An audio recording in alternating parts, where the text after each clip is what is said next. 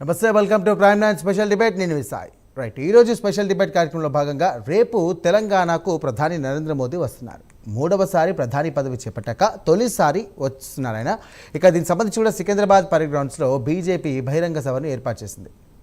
5 రాష్ట్రాల అసెంబ్లీ ఎన్నికల ఫలితాల తర్వాత ప్రధాని మోదీ పాల్గొంటున్నటువంటి తొలి బహిరంగ సభ కూడా ఇదే. సో బెంగాల్, అస్సాం, పుదుచ్చేరి విజయపదం తర్వాత కూడా హైదరాబాద్కి ఎందుకు ప్రాధాన్యత ఇస్తున్నారు? మోదీ, అమిత్ షాల దృష్టిలో తెలంగాణ దృష్టి పడ్డట్టేనా? ఇక తెలంగాణలో పాగా వేయాలని ఆ ఇద్దరు నేతలు అనుకున్నట్టేనా? ఇక పశ్చిమ బెంగాల్ తరహా ఆపరేషన్కు మోదీ సభ నాందిగా నిలుస్తుందా?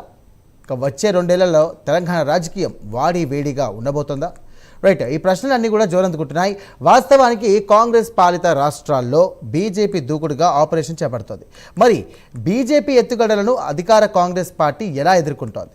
ప్రాంతీయ పార్టీలు బలంగా ఉన్నటువంటి తెలంగాణలో మోదీ, అమిత్ షాల రణతంత్రాలు వర్కౌట్ అవుతాయా లేవా అనేది ప్రత్యేకంగా చూడాల్సినటువంటి అంశం.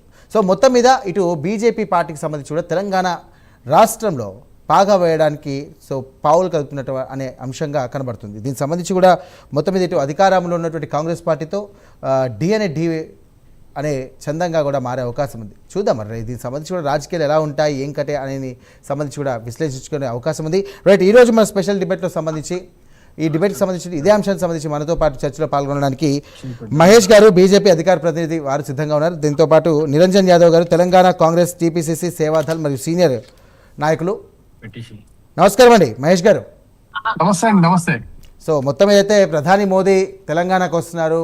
ఏంటి వ్యూహం ఏంటి, అసలు ఏ కాన్సెప్ట్తో వస్తున్నారు? మొత్తం తెలంగాణ రాష్ట్ర రాజకీయాలకు సంబంధించి మార్చే అవకాశం ఉందా? డెఫినెట్లీ అండి. తెలంగాణలో మోదీ గారు రావడం అంటేనే 3 సార్లు గెలిచిన తర్వాత మొదటిసారి వస్తున్నట్టు ఒక పండగ వాతావరణం ఉంది. ఇప్పుడు మేము ఇక్కడే సభాస్థలి దగ్గరే ఉన్నాం. పెద్ద ఎత్తున ఏర్పాట్లు జరుగుతున్నాయి. చాలా లక్షలాది మంది పబ్లిక్ ఈరోజు గ్రామాల నుండి పట్టణానికి తరలాలని చెప్పేసి వాళ్ళు ఎప్పుడెప్పుడు తెల్లారుదనే ఉత్సుకతను చూస్తా ఉన్నారు. అందుకే దానికి సన్నాహకంగానే మోడీజీకి వెల్కమ్ చెప్తూ పెద్ద ఎత్తున మా బీజేపీ కార్యకర్తలు బైక్ ర్యాలీలు చేస్తూ వారు ముందస్తుగా అందరికీ వెల్కమ్ చెప్తా ఉన్నారని మనం అనుకోవచ్చు. అయితే దీంట్లో ముఖ్యంగా సార్ మేమేమంటున్నాం అంటే తెలంగాణ రాష్ట్రము ఏదైతే దిక్కుతోచని స్థితిలో ఉంటే తెలంగాణ రాష్ట్రాన్ని అభివృద్ధి చేయాలని చెప్పేసి సంకల్పం మా ఉన్నటువంటి కేంద్ర మంత్రులు తీసుకొని ఈరోజు ఒక పెద్దన్న పాత్ర పోషిస్తూ నరేంద్ర మోదీ గారు తెలంగాణకు ఇప్పటికే 13 లక్షల కోట్లు అనేక రకాల సెంట్రల్ స్కీమ్స్, స్పాన్సర్ స్కీమ్స్ కావచ్చు, రైల్వే కావచ్చు, రోడ్లు కావచ్చు, ఇవి కాక అనేకమైనటువంటి కన్సల్టేటివ్స్ కావచ్చు, వీటితో పాటు అదనంగా ఈసారి 8,000 కోట్ల రూపాయల పనులకు శంకుస్థాపన చేయబోతున్నారు రేపు సమావేశంలో. సో ఇప్పటికే తెలంగాణ రాష్ట్రం నుంచి సుమారుగా 5,000 కిలోమీటర్ల కొత్త హైవేస్, నేషనల్ హైవేస్ పడ్డాయి. అంటే 33 జిల్లాలను ఈ హైవేస్ కనెక్ట్ చేస్తూ ప్రధానమంత్రి గతిశక్తి విధాన్ కార్యక్రమానికి ఇది కనెక్ట్ చేస్తూ వాళ్ళు చేయడం జరిగింది. 500 పైగా ఫ్లైఓవర్స్, అండర్ పాస్ బ్రిడ్జిలు కావచ్చు, రైల్వే 100% రైల్వే ఎలక్ట్రిఫికేషన్ అయిపోయింది సార్. ఇది దేశంలో 100% రైల్వే ఎలక్ట్రిఫికేషన్ అయినటువంటి స్టేట్ తెలంగాణ మాత్రమే. కాంగ్రెస్ పార్టీ ఏమో ఇప్పటివరకు ఎలాంటి సహాయం చేయలేదు, కేంద్రం మా మీద చూపిస్తా ఉంది. మెట్రో ఫేజ్ కానివ్వండి, లేకపోతే మేము ఇక్కడ నుండి రూపాయి పంపిస్తే మాకు ఆటాన కూడా రావట్లేదు అని చెప్పేసి కాంగ్రెస్ పార్టీకి సంబంధించిన మంత్రులు కానీ ఏకంగా సీఎం కూడా ఇదే మాట అంటున్నారు. అయితే ఒక సామెత ఉంటుంది సార్, తెలంగాణ అష్టవంకర్లు ఉన్నోని పట్టుకొని అరే వంకర ఎందుకు పుట్టినవురా అంటే సీదా చక్కగా ఉన్నోని ఎక్కిరించడానికి పుట్టిన అంటారట. అట్లుంది కాంగ్రెస్ పని. కాంగ్రెస్ 40 ఏళ్ళు పాలించింది రాష్ట్రంలో, కేంద్రంలో పాలించినప్పుడు తెలంగాణలో వాళ్ళు ఆనాడు 496 కిలోమీటర్ల మేరకు మాత్రమే హైవేస్ ఉండే. ఈ రోజు 2014 తర్వాత 2026లో మనం మాట్లాడుకుంటున్నాం 5,318 కిలోమీటర్లు కొత్త హైవేస్ కన్స్ట్రక్షన్స్. ఇది బీజేపీ చేసినట్ట కాదా? పైగా ఇప్పుడు ఇక్కడే ఏది కాకతీయ టెక్స్టైల్ పార్క్ ఓపెన్ చేస్తున్నాం. 24,000 ప్రత్యక్ష ఉద్యోగాలతో పాటు ప్రధానమంత్రి ప్రకటించిన 7 ప్రతిష్టాత్మక టెక్స్టైల్ పార్క్ లో ఇదొకటి. అదే విధంగా ఇక్కడే ఏదైతే జోగిపేట దగ్గర ఉన్నటువంటి ఆ ప్రాంతం ఏదైతే ఉందో, జహీరాబాద్ దగ్గర గ్రీన్ ఫీల్డ్ స్మార్ట్ సిటీని మనం అక్కడ తయారు చేయబోతున్నాం. ఆడ డైరెక్ట్ 1 లాక్ ఉద్యోగాలు ప్లగ్ అండ్ ప్లే మోడ్ లో కంపెనీస్ ఈ రోజు అక్కడ వచ్చి వాళ్ళ యొక్క ఏదైతే ప్రొడక్షన్ స్టార్ట్ చేసుకునే విధంగా గవర్నమెంట్ ఆఫ్ ఇండియా చర్య తీసుకుంటుంది. ఇట్లా చెప్పుకుంటూ పోతే తెలంగాణలోనే 42 అమృత్ భారత్ రైల్వే స్టేషన్ల పునర్నిర్మాణం జరిగింది. మెట్రో ఫేజ్ 2 రేపు శంకుస్థాపన చేయబోతున్నాం. RRR కు సంబంధించి డబ్బులు లేవు, డిపాజిట్లు డబ్బులు లేవు అని చెప్తే 1000 కోట్లు డిపాజిట్ చేయాలి సార్. ప్రభుత్వం దగ్గర డబ్బులు లేవని చెప్తే మా కేంద్ర మంత్రి కిషన్ రెడ్డి గారు ఇక్కడ మంత్రిని తీసుకెళ్లి నితిన్ గడ్కరీ దగ్గర కూర్చునబెట్టి 100 కోట్ల రూపాయల డిపాజిట్ తోనే 10,000 కోట్ల రూపాయలు శాంక్షన్ చేపించుకొచ్చింది సార్ RRR కి. ఇది వాస్తవం కాదా? ఈ ప్రభుత్వానికి కనబడట్లేదా? అదే విధంగా ఈ రాష్ట్రంలో తెలంగాణ రాష్ట్రాన్ని అన్ని రకాలుగా అభివృద్ధి పరచాలనే ఒక దృఢ నిశ్చయంతో ఈరోజు ఏదైతే ఇక్కడ ఉన్నటువంటి మహబూబ్ నగర్ నుంచి హైదరాబాద్ కు 80 కిలోమీటర్ల దూరంలో ఈ ప్రాంతంలో 1.6 మిలియన్ మెట్రిక్ టన్నుల లీటర్ల యొక్క డీజిల్ పెట్రోల్ ను నిర్వహించిన ఒక స్టాక్ పాయింట్ ను అక్కడ కేటాయించడం జరిగింది. అంటే ఇట్లా చెప్పుకుంటూ పోతే తెలంగాణ రాష్ట్రానికి అన్ని రకాలుగా అందలం ఇస్తూ తెలంగాణ రాష్ట్రాన్ని హైదరాబాద్, ముఖ్యంగా హైదరాబాద్ సిటీని కేవలం నేషన్ లో ఉన్న ఒక టాప్ సిటీ కాదు, గ్లోబల్ సిటీగా మార్చడంలో భారతీయ జనతా పార్టీ ఒక కీలక పాత్ర వహిస్తా ఉంది. ఇది మాకు గెలిచిన 8 మంది ఎమ్మెల్యేలు, 2 కేంద్ర మంత్రులు ఉంటేనే ఇంత అభివృద్ధి చూపిస్తున్నాం. రేపు తెలంగాణ రాష్ట్రంలో మేము అధికారంలోకి వస్తే డెఫినెట్లీ తెలంగాణను ఈ దేశంలోనే ఇంకా అగ్రగామిగా తీసుకుపోవడం. కాంగ్రెస్ పార్టీకి సంబంధించినటువంటి నాయకులు కూడా వచ్చారు, తెలంగాణ కాంగ్రెస్ సంబంధించిన నాయకులు కూడా వచ్చారు. నిరంజన్ గారు, మీరు చెప్పండి, మోదీ యొక్క రాక సంబంధించి కూడా కాంగ్రెస్ పార్టీలో ఒక చిన్న భయం అనేది వచ్చిందని చెప్పేసి అనుకుంటా ఉన్నారు. మీరేమంటారు దానిపైన? ముందుగా ప్రైమ్ నైన్ టీవీ ఛానల్ మీరు కొంచెం సిగ్నల్ ఉన్న దగ్గర కూర్చోండి. కొంచెం మీ సిగ్నల్ అనేది కొంచెం డౌన్ గా ఉంది, మీరు కొంచెం సిగ్నల్ ఉన్న దగ్గర కూర్చోండి. హలో, యా, మీ వాయిస్ క్లారిటీ ఉంది, చెప్పండి.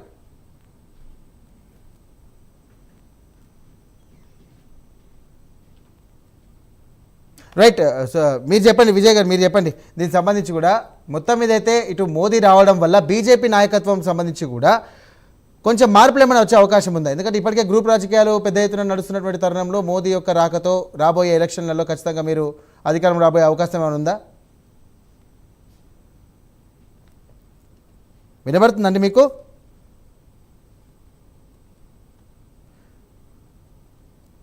మీకు వినబడుతుందా మహేష్ గారు?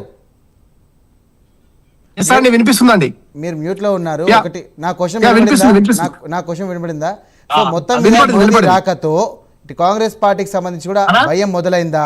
రెండవది, మీరు అధికారంలో రాబోతున్నారా? మూడవది, ఇప్పటికే గ్రూప్ రాజకీయాలకు సంబంధించి కూడా పెద్ద ఎత్తున వర్గ విభేదాలు ఉన్నాయని చెప్పేసి అనుకుంటున్నారు. ఇవన్నీ ఒక ఎత్తుతో దాటి మీరు అధికారంలోకి వస్తారా?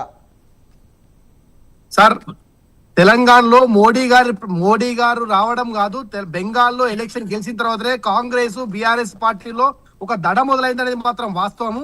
అయితే కాంగ్రెస్ ఆల్రెడీ అధపాతాలని పొయ్యింది. కాంగ్రెస్ ను ఎన్ని జాకీలు పెట్టి లేపినా లేచే స్థితిలో లేదు సార్, అది వాస్తవము.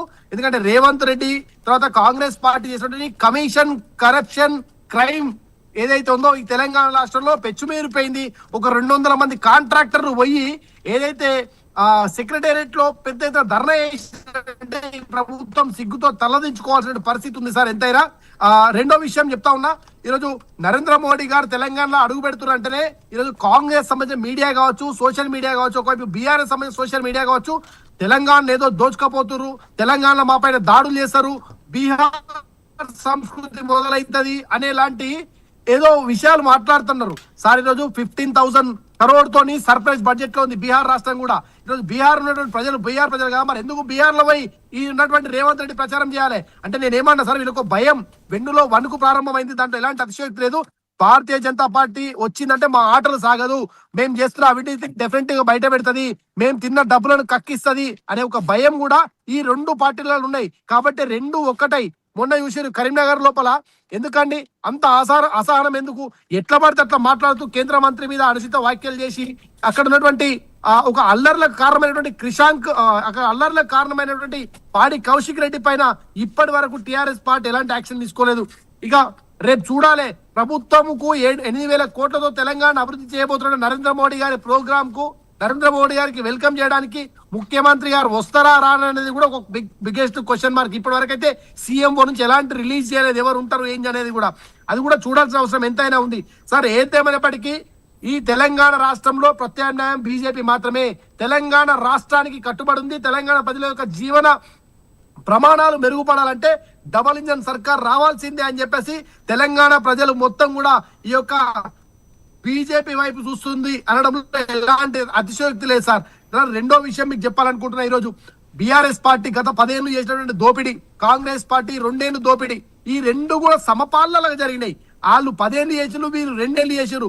50 ఏళ్ళు తెలంగాణలో కాంగ్రెస్ రాకుండా అయితే రాసి పెట్టుకోండి సార్. ఇక టిఆర్ఎస్ పార్టీకి ప్రజలు ఆల్రెడీ బీఆర్ఎస్ పెట్టినప్పుడే బీఆర్ఎస్ ఇచ్చేసారు, వాళ్లకు వాలంటరీ సర్వీస్ ఏదైతే రిజిగ్నేషన్ సర్వీస్ ఇచ్చేసారు. కాబట్టి ఇక వాళ్ళను తెలంగాణ ప్రజలు నమ్మే స్థితిలో లేరు. కాబట్టి అదే విధంగా తెలంగాణలో మీరు చెప్పిన ఇప్పుడే బీజేపీలో ఏదైతే గ్రూప్ రాజకీయాలు ఉన్నాయని చెప్పేసి, సార్ ఒక్క మాట చెప్పండి సార్, ఏ రాజకీయ పార్టీలో గ్రూప్ రాజకీయాలు ఉండవు? అన్ని రాజకీయ పార్టీలు ఉంటాయి. మీరు ఒక్క విషయం చెప్పాలి, గ్రూప్ రాజకీయాలు అంటే ఏంటిది? కాంగ్రెస్ లో కొట్లాడతారు, రోడ్డు మీదకి వచ్చి మైకులు పట్టుకొని ఒకరోడు తిట్టుకుంటా ఉంటాడు. బీఆర్ఎస్ లో అలిగి బయటికి పోతారు, లేకపోతే ఇక్కడ మీటింగ్ ఉండి ఇంకో ఢిల్లీ పోయి కూర్చుంటారు. కానీ బీజేపీలో ఈ సంస్కృతి మీరు చూసిర్రా?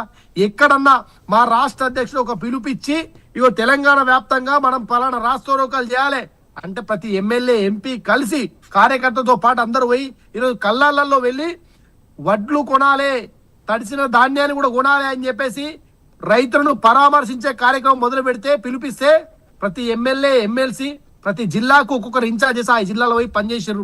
ఇంకెక్కడుంది సార్? సంబంధించి కూడా కేంద్ర సర్కార్ ఇప్పటి వరకు కూడా ఎలాంటి నిర్ణయం తీసుకోలేదు, బీసీలకు అన్యాయం చేసింది, బీసీలను అసలు పట్టించుకోవట్లేదు. ఖచ్చితంగా బీసీలం అందరం కలిసి ఉద్యమం చేస్తాం, ప్రధాని మోదీ రాకను అడ్డుకుంటామని చెప్పేసి బీసీ సంఘాల ప్రతినిధులు అంటున్నారు. మీరేమంటారు దీనిపైన?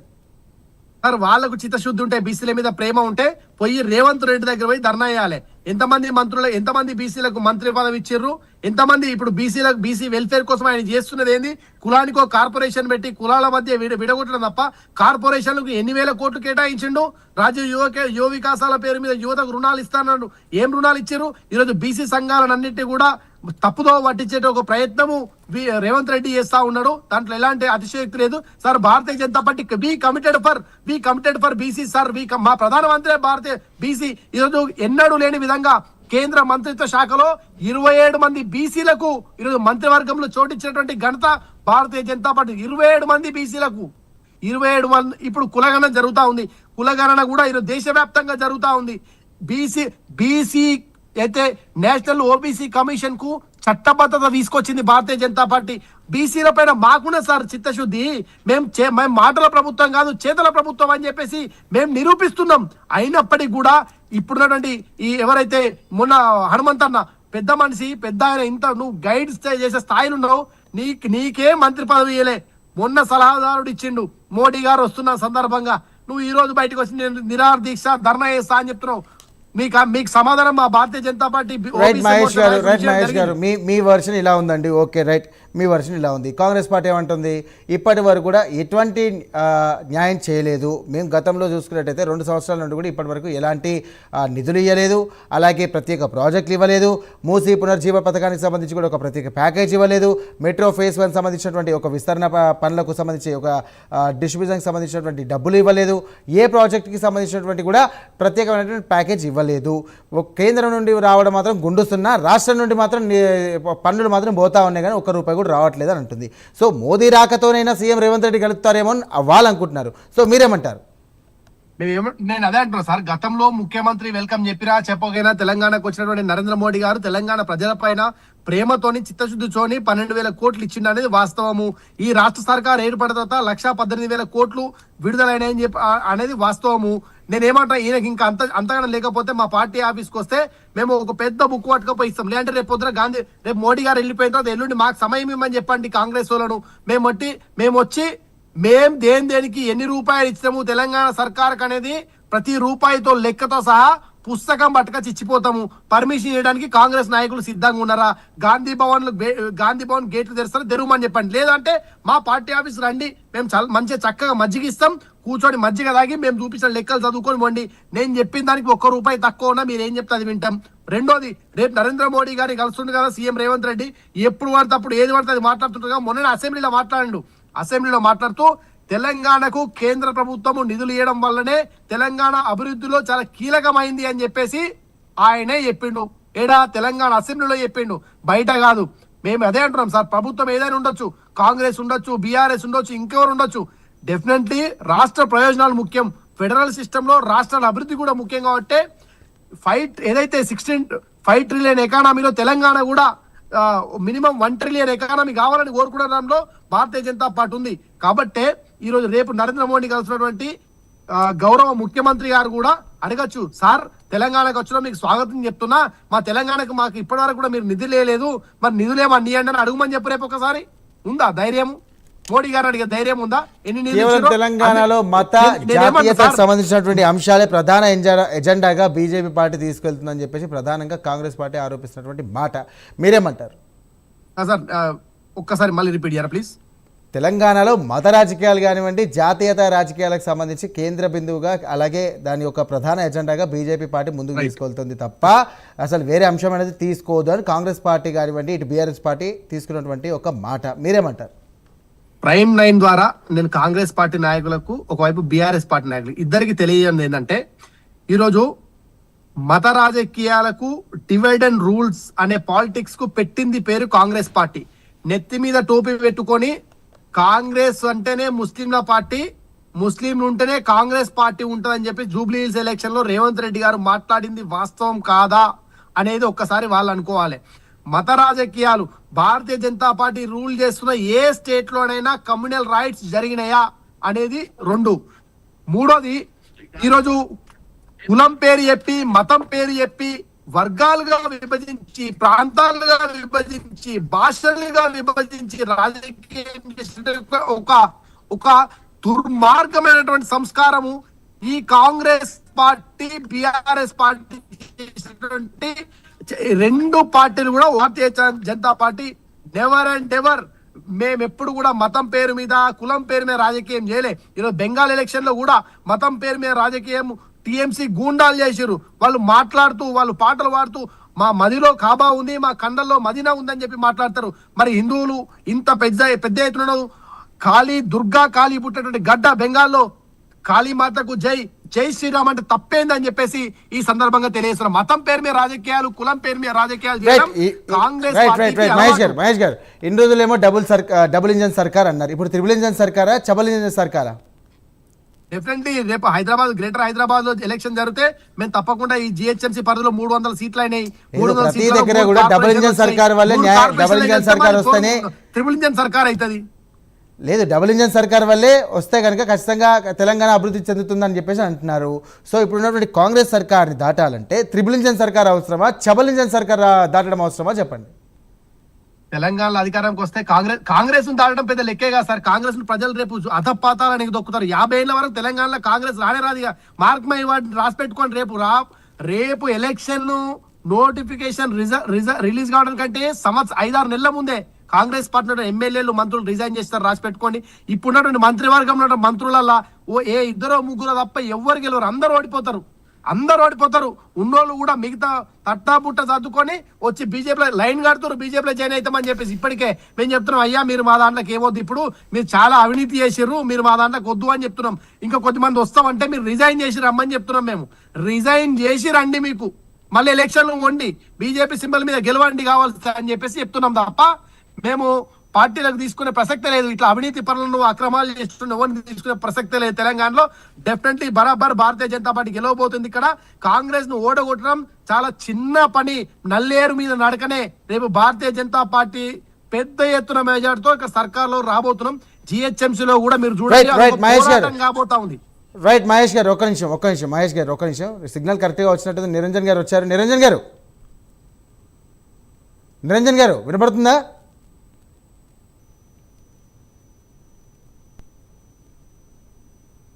వినపడుతుందండి. వినపడుతుంది, చెప్పండి. మరి మోదీ వస్తున్నారు, రేపు ప్రధాని మోదీ వస్తున్నారు. సో కాంగ్రెస్ పార్టీ సంబంధించి కూడా భయం మొదలైందని చెప్పేసి బీజేపీ అంటున్నటువంటి వాదన, మీరేమంటారు? వారి ఇప్పుడు 140 ఏళ్ళ party Congress party. BJP party పుట్టి కూడా ఆల్మోస్ట్ ఒక 30 years కూడా కాలేదు. మనము ఒకటి అంటారు తాతకు డబ్బులు నేర్పినట్టు, ఈరోజు మహేష్ గారు కూడా మాట్లాడుతున్న విధానాలు చూస్తుంటే తాతకు డబ్బులు నేర్పినట్టే ఉంది. సమాజంలో నియంత్రిత ధోరణి బ్రిటిష్ కాలంలో ఆనాడు ఈస్ట్ ఇండియా కంపెనీ ఎలా ధోరణి చేసిందో ఈరోజు బీజేపీ పార్టీ కూడా అదే విధంగా వాళ్ళను దళారసీ టైంలో ఝాన్సీ లక్ష్మీబాయికి పుత్రులు లేరని చెప్పేసి కబ్జాలు, దారుణాలు, డైరెక్ట్ అటాకులు చేసిన విధానాలను గుర్తుకు చేసుకోవాలి. ఎందుకంటే ఈ రోజు ఏ రాష్ట్రంలో అయినా సరే ఇప్పుడు ప్రాంతీయ పార్టీలకు విలువ లేకుండా ప్రాంతీయ పార్టీలను గుంజుకొని ఈడీ ఐడి అని చెప్పేసి భయభ్రాంతులను చేసి కోట్లకు వాళ్ళని చేర్చి జైళ్ళల్లో నూపించి ఈ రోజు చేస్తున్న పార్టీ ఏదైనా ఉందంటే అది బీజేపీ పార్టీ. ఈ ఇప్పుడు మోదీ రాని కాదంటలేని స్వాగతిస్తున్న ప్రధానమంత్రిగా మేము మా దేశ యొక్క ప్రధానమంత్రికి మేము విలువ ఇచ్చుకోవాలి, గౌరవించుకోవాలి. కానీ వినడానికే విసుకొచ్చే విధంగా బీజేపీ పార్టీలో ఉన్న పెద్ద పెద్ద నాయకులు ఈ రోజు తెలంగాణకు ఎన్ని నిధులు తెచ్చినా అంటే 13 లక్షలు చెప్పి ఇందాక బ్రదర్ మహేష్ గారు చెప్తున్నారు.